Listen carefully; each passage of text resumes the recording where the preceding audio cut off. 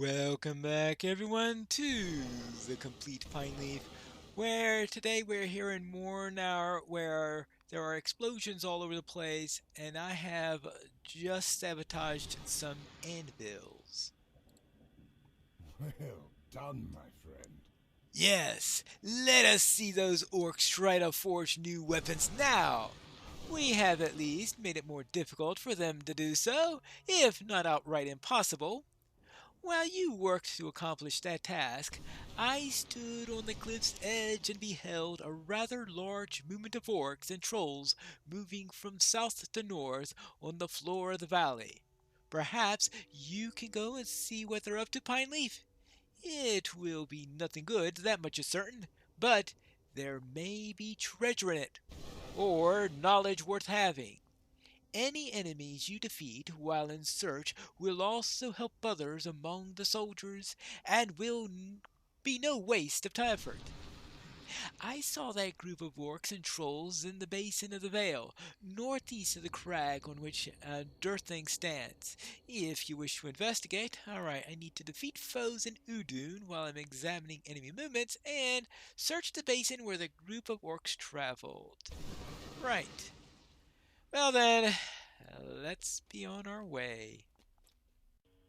Finding foes in Udun should be absolutely no problem. In fact, there's one right here. I presume it's any reasonable foe in Udun. Like this one here, who is right on my way to the place I'm investigating. Assuming that, of course, he dies in the first place. There you go. Yep. Well, that's what I need to do. Now for this archer. Ooh, a Kundalar. There's some of them still around apparently also. Well then, we take care of the Kundalar, we take care of the orcs, we take care of the goblins. And once we do that, we can make this place safe for Gondorians. Well, alright. We can't do that just by killing a few orcs, I think. This place, well, there's a bit of a stink to it. That's all I can say. We have another one of those enforcers up ahead. Let's see if we could deal with an Uruk. Maybe he'll give me some advice. Yeah. Get away from Mordor is probably the type of advice he would give, I guess. Right? Is that your advice? Actually, his advice would most likely be to die.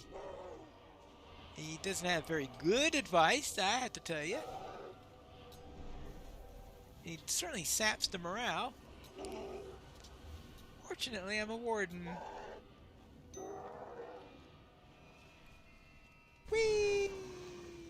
Oh, I guess that means I could finally open up those chests that I found earlier. I believe this is the area that I'm supposed to be checking. Unfortunately, we also have a troll here who thinks that he could give me a bad day. How do I give the troll a bad day? Actually, he's a slag heaver. I presume that means that he is going to try to throw stuff at me. No, he's not. No, he's going to try. He's not a slag heaver. He's a hobbit heaver. Hey, stop that. Oh, there it. Hey! Wait your turn! A hammer. Alright. Fine. You can get your fight if you want one. Wait for me to wake up. There you go.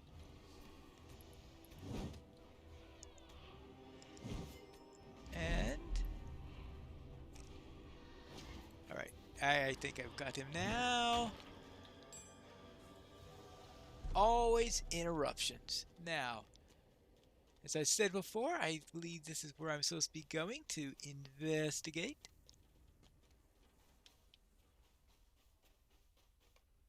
A number of dead orcs and trolls lie here. What was the causing of the infighting? No idea. Maybe a hobbit came through here and killed them. Or that person I just saw right by. Maybe he killed them all. So I suppose if I checked the bodies carefully, I could have seen whether or not they were killed by Gondorian weapons, or Orcish weapons, or Easterling weapons, or Haradrim weapons, or Goblin weapons, or Hobbit weapons. Yeah, let's accept another surrender and be out of here because I need to go to Mordor again.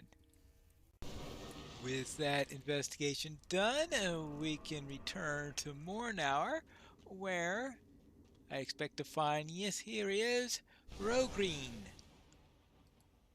Did you find the orcs and trolls I saw from the height? Well, apparently they're dead now. How very like orcs, Pineleaf.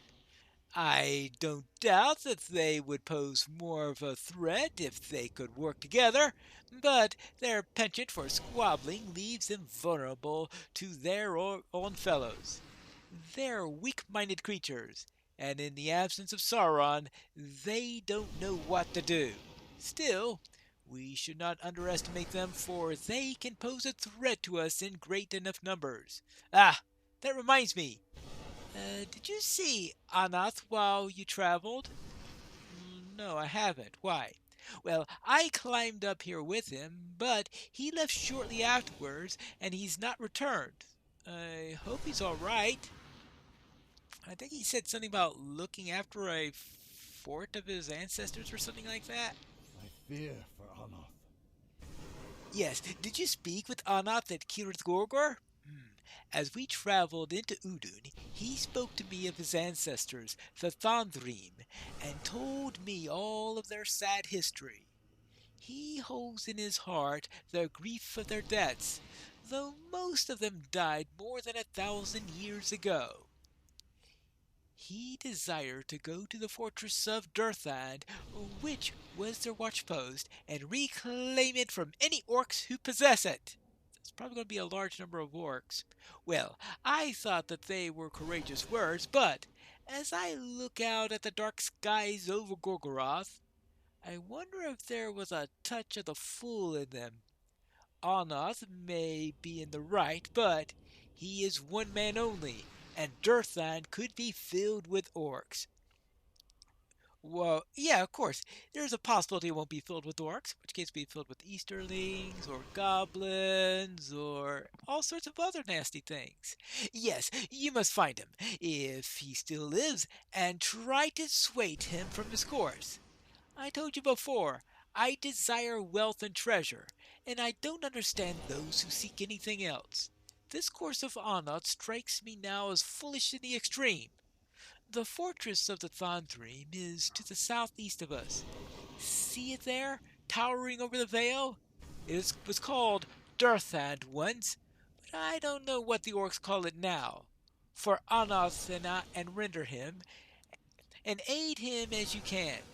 I will go and rejoin my men of my company, and we will see what treasures await further within Mordor. More anvils, most likely. Yes, I am sure it's going to involve tipping over more anvils. Well, while you go find anvils that I could tip over, I will head over and find our friend here. Oh my, that place looks imposing. Ah, here's Anath right ahead of us. Yep, well, he's still alive at least. He still has the broken shield. What do you say? Well, apparently he's helping to keep the fumes out of his face. Careful, friend. I have already drawn the ire of the orcs.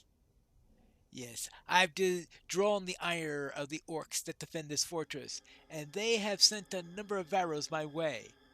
I returned the favor and slew 2 of the beasts from great range. they're now remaining watchful. This was once Durthang, for which the Thrandrim kept watch over Udun. It is called Durthang now, a mockery of its original name. That is another insult for me to avenge, and I will do it. Would you hear the tale of the Thrandrim? I would recount to you, so that you will know why I want Durthang taken from the orcs. The tale is emblazoned in my memory. It will be a simple matter for me to tell it to you, and so well is it known to me. All right.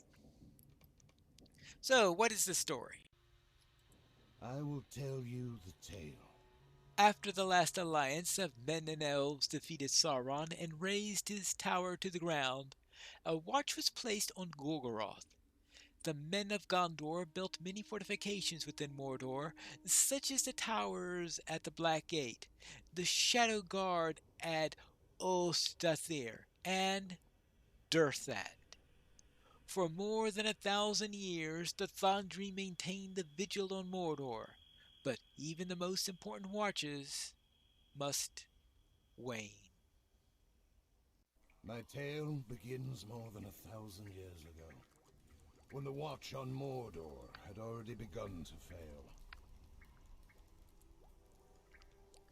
I have heard tales of the bravery of the Thandrim for all my life.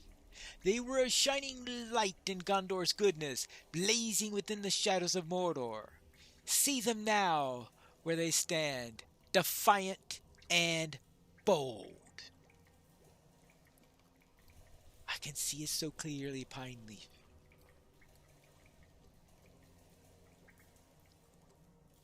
Durthang, the Black Shield, proud fortress of the Thandrim.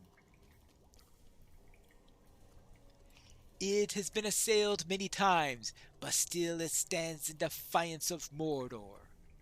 I see the features of the men whose names my family honors to this day. Banor the Steadfast, who never speaks falsely. Nanhad the Quick, a fighter of unmatched speed. And most clearly of all, Halanan, from whom I trace my lineage.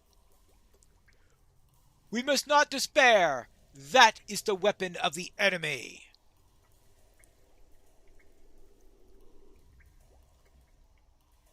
In Gondor today, he is known by another name. The Survivor. 1 year before the fall of Durthang, assassins crept into the towers at Morannon. Every man of Gondor within the Morannon is slain. Bonor! Halanan! We're cut off from Gondor! No one can reach us! Then we are alone. The morale of the defenders flags with these tidings. King Arenil tries to send reinforcements to Durthang, but they cannot pass the Black Gate. The Thandrim do not know this, of course. They believe themselves abandoned. Food stores run low, and hundreds fall to starvation. There are distasteful rumors, but I don't believe them. I have tarried over long in telling of my story. Let us hasten to the tale. Right? By the end of winter, few among the Thandrim survive. That is when the forces of Mordor came once again to Durthang. And here we have Ugrahor and the grim Southron. Up above! The flying beast returns! 3 only there are, but they are figures out of a nightmare. 2 are beings we have come to know as the Nazgul, the ring raids of Sauron. There's another? Nazgul there somewhere? I guess he's standing guard outside. The third may have been a man once, but through the foul sorceries of his master in the Dark Tower, he has become something else. He is Uglahor, the captain of the pit. He comes now to Durthang with an offer.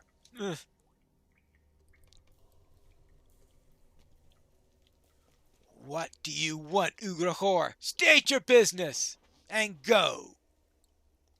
Where are the rest of your men? This can't be all that remain. There are more within the keep. What do you want? These men can barely stand. Your supply of food must be gone, or nearly so. I'm moved by pity. You cannot think to hold this fortress any longer. Allow me to grant you this boon in recognition of your proud defiance. Surrender to me now. Ha! You're a fool if you think we will. I might come back in a day with the same offer. I might come back in a month or in a year. Will you still be alive to accept my offer? Surrender to me now, and I will grant you safe passage back through the Black Gate. The fortress is lost. Grant me this place, and you would need not perish in its defense.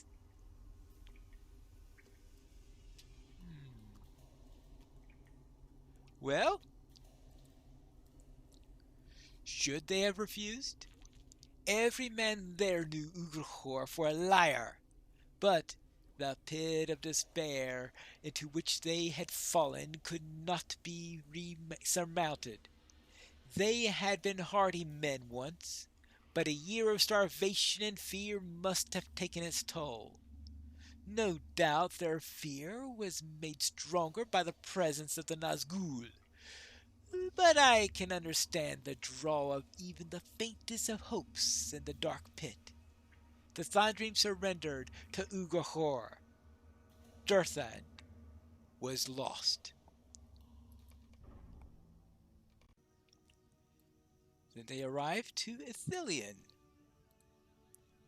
The Thandrim cast aside their weapons, and beneath Uglahor's watchful gaze, they marched into the Morannon, now held by the orcs. The gate opened. 60 men, all that remained of the Thandrim, passed through the gate. At a signal from Uglahor, the archers on the walls filled the air with death. All of the Thandrim were slain, save one.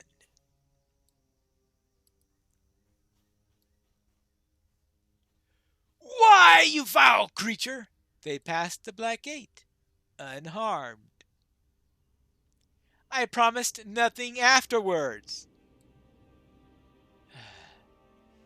Why let me live?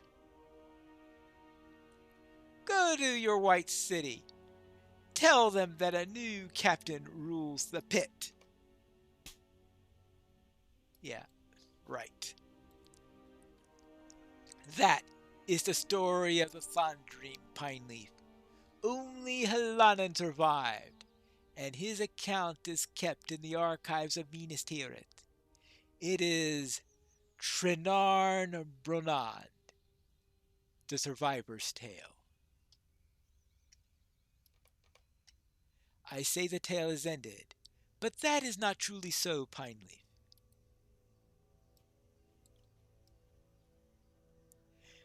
Haladan's descendants, the sons of the survivor, did not forget the Thandrim. Neither did Uglahor forget them. The years and centuries passed. From time to time, scouts from the White City would find that Ugrachor had been in Gondor. He had left one of the cloven shields of the Thundering behind. They were reminders of his cruelty. Even now, 1,000 years later, he leaves them still. Really? Right. And apparently one of those cloven shields has been strapped together and he's using it now. So now you know the tale. So now we know. Is there anything that we could do to avenge this cruelty? We have to find that out in the next episode of The Complete Pineleaf.